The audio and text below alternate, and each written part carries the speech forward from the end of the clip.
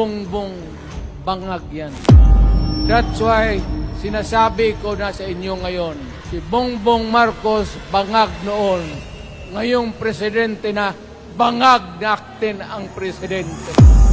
Pag pinatay ako, patayin mo si BBM, si Lisa Sara Araneta, Duterte at si Martin ay Romualdez. lumabas No joke. na tumatanggap siya ng tseke mula sa isang drug lord.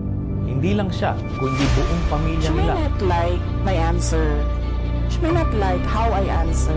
But I Itong am pamilya answering. nito, kahit napakatatapang nila sa ibang bagay, pero pag sinabi mong, sige nga, pirma ka ng waiver, naduduwag, nababahag ang buntot.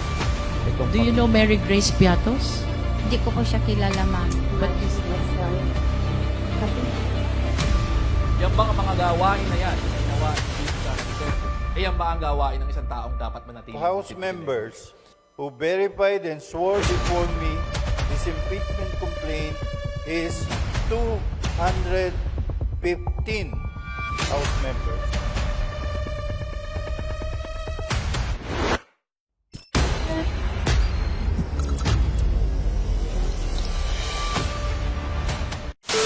Sabi nila, pinapagpatay ko raw yung mga drug user at drug addict.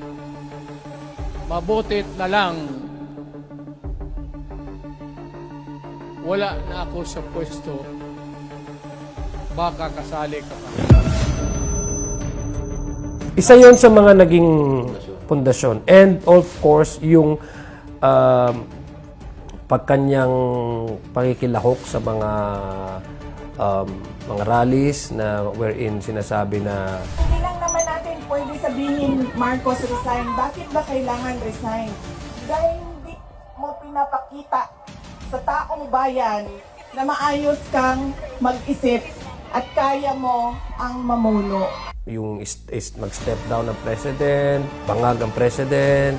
There was even an attempt by her father to question the loyalty of practically asking PNP and AFP to withdraw their support. Kayong mga military, alam ninyo yan. Lalo na yung nasa Malacanang. Alam ninyo, the armed forces of the Philippines, alam ninyo, may drug addict tayo na presidente, That's actually threatening democratic institutions and the mandate of the one elected by the people. There is a fractured governance sa ating Pilipinas ngayon. Nobody can correct Marcos, nobody can correct Romualdez. It's a long process mapapil sa Supreme Court. Matagalan yan. Mga next year pa yan. So if you want a redress of grievance, there is no urgent remedy. It is only the military who says. Kaya ang sabihin ko, presidente ako, nakita ko ang sitwasyon. Kung gano'n rin ang presidente na in face of so many errors there, tupak-tupak na ng hanggang nagkaroon ng breakage, fractured governance, it is only the military who can correct it. Sabihin lang nila na ayaw na namin yung laro ninyo. Isa yon, and then I think yung pagbibigay niya ng press con, napupugutin niya yung ulo ng presidente. Imagine myself cutting his head. Nag-mimic pa nga siya, di ba? With illustration pa nga, with actions.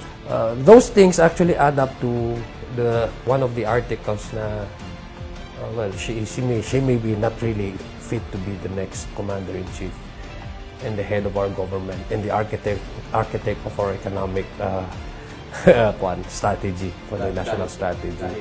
Alam niyo kasi, ang pagiging Pangulo, dapat nasa tamang pag-iisip ka. Kapag Mapapanood natin yung mga video na kung saan sumasama siya sa mga pagkilos na nananawagan ng pagpatumba ng Marcos administration.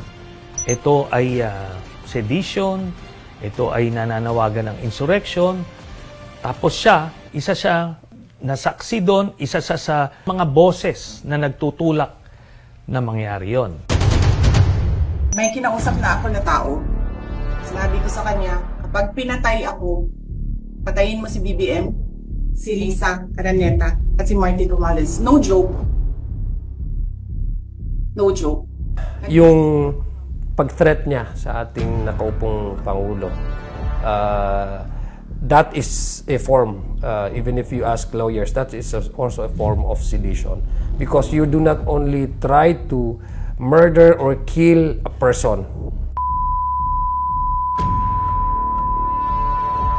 Martin Romualdez, Lisa Marcos, Bongbong Marcos. You are trying to destabilize the entire bureaucracy if you kill that person, di ba? Kasi commander-in-chief, And the worst thing about that is if that happens, then you, the person, the one who's making all these threats, will be the direct beneficiary of that situation. Ang dami kasing pronouncement ni VP Sara eh. I think isa sa mga sinasabi nila dyan ay yung nag-joke siya na hindi siya umattend sa SONA noong 2024. No.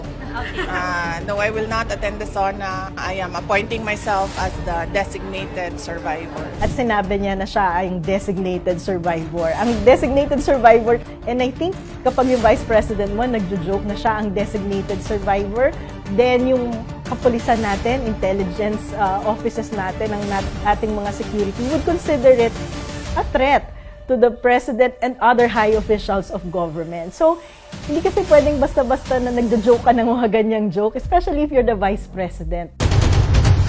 Hindi siya simpleng iti-take lang ng tao na katatawanan kasi pinag-usapan natin ay seryosong bagay. I think that's one of the evidence that ipipresenta nila.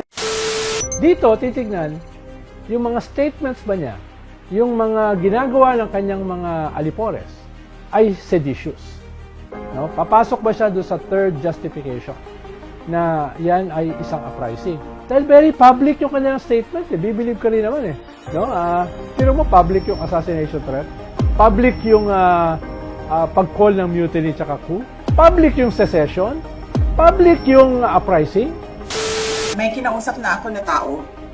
Sinabi ko sa kanya, kapag pinatay ako, patayin mo si BBM. Imagine myself cutting his head.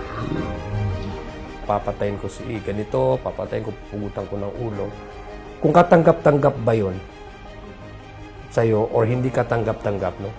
Alam ko, ang Pilipino ayaw na ng ganong klaseng pamumuno. The Filipinos are intrinsically religious eh. We value human life.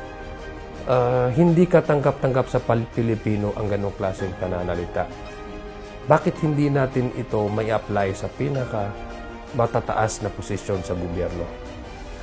Dapat kung ano hindi po pwede sa mababang posisyon, dapat mas lalo sa matataas na posisyon. Sa tingin mo ba karapat dapat maging opisyal ng gobyerno si Sara Duterte? Hindi. Para sa akin, hindi. At saka yung mga bumuboto lang sa kanya, yun ay mali ang mga napili. Dapat mga binuboto nila yung mga tamang dapat tao na nauupo. Wala naman po siyang karapatan na magbanta sa government kasi wala naman po siyang nagawa dito eh. Ano po kasi siya hindi naman po siya ordinaryong tao eh. Dapat hindi po siya nagsasalita ng ganun. Di ba kahit na po na kalaban niya po ito, hindi siya ordinaryong tao para magsalita ng ganun. Katulad ng sabi niya, papatayin niya si Marcos, papatayin niya yung asawa ni Marcos, yung isa rin po na yung isang official po. Dapat hindi niya po yung sinasabi sa kahit na sa sikretong meeting, dapat hindi niya po sinasabi. Kasi hindi siya ordinaryong tao. Kung ikukumpara mo siya sa mga previous vice president, kahit sila ay oposisyon, hindi nila ginawa yan. Di ba oposisyon si Binay? Di ba oposisyon si Leni Robredo? Nakita mo bang ginawa nila yung ganyang klase mga threats? Kaya baka kinakailangan niya ng kaunting counseling para yung kanyang mga anger issues, yung kanyang mga pagiging unhinged, ay medyo maproseso. Hindi naman tayo doktor sa pag-iisip, pero alam natin yung may diferensya at wala. Ito po sa lengguwahe ng ordinaryong Pilipino, may topak. Kaya yan, masasabi natin, unfit siya to hold public office.